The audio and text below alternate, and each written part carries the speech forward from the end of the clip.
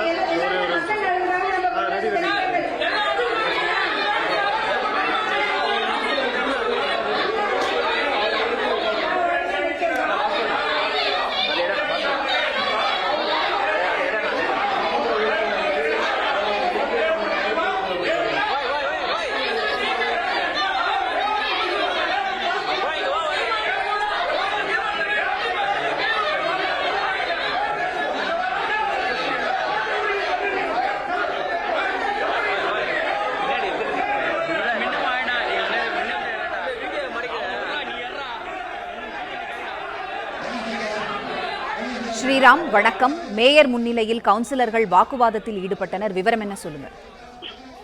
கடந்த 8 மாதங்களுக்கு பிறகு தற்பொழுது மாமன்ற கூட்டம் மாதந்தோறும் நடைபெறக்கூடிய கூட்டமானது நடைபெற இருக்கிறது. கடந்த மாதம் மேயர் மீது நம்பிக்கையில்லா தீர்மானம் கொண்டு வரப்பட்டு அது அனைவரும் பங்கேற்காத காரணமாக தோல்வியுற்றக்கூடிய நிலையில் மேயருக்கு எதிராக 34 பேர் இந்த ஏற்கனவே பல்வேறு போராட்டங்களையும் அவர்களுக்கு எதிர்ப்பும் தெரிவித்திருக்கக்கூடிய சூழ்நிலையில் தற்போது மாதாந்திர கூட்டம் அண்ணா அரங்கத்தில் நடைபெற்று வருகிறது.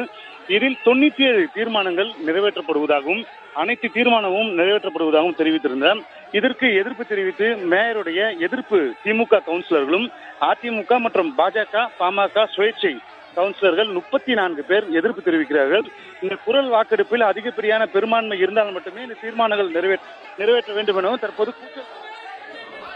ஸ்ரீராம், நன்றி.